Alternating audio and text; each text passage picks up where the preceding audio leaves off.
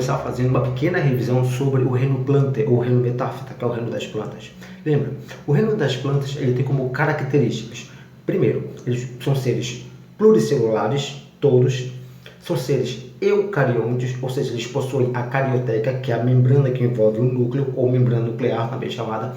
Eles são autótrofos, ou seja, pegam a matéria inorgânica e transformam em orgânica. E além de serem autótrofos, eles são autótrofos fotossintetizantes, ou seja, eles realizam fotossíntese.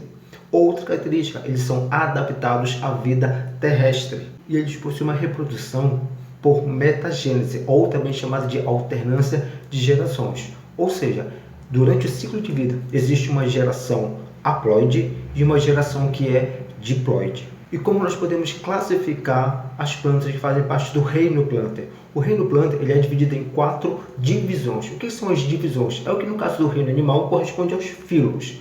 Então, o reino das plantas ele é formado por 4 divisões. Quais são elas? Briófitas, as pteridófitas, as gimnospermas e as angiospermas. Vamos começar com as briófitas. Quais são as características das briófitas? As briófitas têm como características terem pequeno porte, não possuírem vasos condutores de seiva, ou seja, são avasculares, ou também chamadas de atraqueófitas, vivem em locais úmidos e sombrios, e por isso ainda dependem da água para a reprodução. A fase temporária é a fase esporofítica, que é diploide, e a fase duradoura é a fase gametofítica, que é haploide. Como exemplo das briófitas, nós temos os musgos, as hepáticas e os antóceros. E como é a estrutura do corpo de uma briófita? Uma briófita ela tem como parte do corpo dela os rizoides, o cauloide e os filóides. O que é isso? Rizoides são estruturas semelhantes a raízes, cauloides é uma estrutura que é semelhante a caule e filóides é uma estrutura que é semelhante a folhas, mas elas não possuem nem raízes, nem caule e nem folhas. Possuem essas estruturas que são semelhantes, ou seja, têm a função de raiz, caule e folha, mas não são raízes, caules e folhas, porque não tem estrutura de tecido. Os rizóides são estruturas que servem para absorver sais minerais e água e também fixar o vegetal no solo. O cauloide é uma haste de sustentação do corpo e, no caso, os filóides é uma estrutura que vai ter clorofila que vai fazer com que a planta possa fazer fotossíntese. A briófita ela tem no seu esporófito uma cápsula. Essa cápsula, então, ela tem estruturas ali chamadas de esporângios, e esses esporângios, por meio de meiose, vão produzir esporos. Esses esporos, eles vão cair no solo, e ao cair no solo, eles vão dar origem ao gametófito.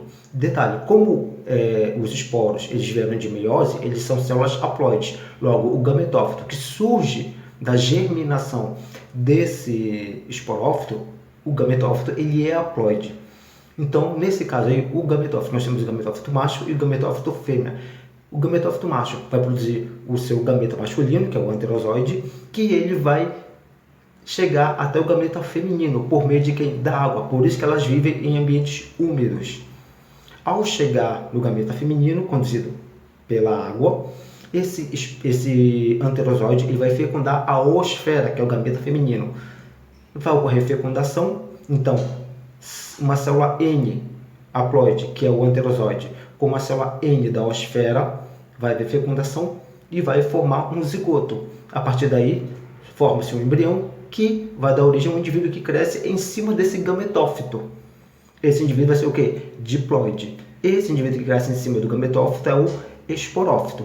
Esse esporófito, então, que tem a cápsula que vai produzir os esporos por meio dos esporângios, reiniciando o ciclo. Detalhe, o esporófito, ele está em cima apenas de gametófitos femininos, porque é nele que sofre a fecundação. As pteridófitas. As pteridófitas, elas são plantas de pequeno e médio porte. Elas são plantas vasculares, elas já apresentam vasos condutores de seiva.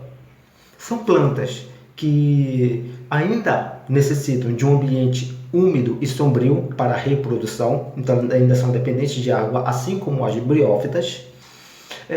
Aí já muda. A fase gametofítica, ela vai ser a fase temporária e a fase esporofítica, ela vai ser a fase duradoura. Como exemplo de pteridófitas, nós temos as samambaias, as avencas, os xaxins e as cavalinhas. Bom, como é a estrutura do corpo de uma pteridófita? Uma pteridófita, ela já possui raízes, caule e folhas, diferente das briófitas, ela já possui. Porém, o caule das pteridófitas, ele é um caule que nós chamamos de rizoma. É um caule que é subterrâneo, ou seja, ele cresce embaixo da terra e paralelo ao solo. Nas suas folhas, né, nós temos o caule, e o que cresce ali numa samambaia, que é um exemplo de pteridófita, é a folha. E o que nós pensamos que é a folha, não é a folha, é um folíolo. E naquele folíolo, na face inferior do folíolo, tem estruturas que nós chamamos de soros. Esses soros, é neles que são produzidos os... Meu Deus, deu branco. Os esporos. Detalhe, a partir do rizoma, que é esse caule subterrâneo, a partir dele saem as raízes, que são chamadas de raízes adventícias. Vamos pegar uma samambaia para exemplificar a reprodução de uma pteridófita. Como eu falei, a samambaia, na face inferior do folíolo, tem ali algumas estruturas chamadas de soros. Os soros, como eu falei, vai produzir os esporos. Esses esporos, ao serem produzidos, eles vão cair no solo, e ao cair no solo, eles vão germinar. Não esqueçam que os esporos, eles surgem por um processo de meiose. Já que é um processo de meiose, os esporos são células haploides. Vão cair no solo, e ao caírem no solo, então eles vão germinar, dando origem ao gametófito, que é a fase haploide. Esse gametófito, ele vai ser hermafrodita, ele vai ter os dois órgãos sexuais, masculino e feminino.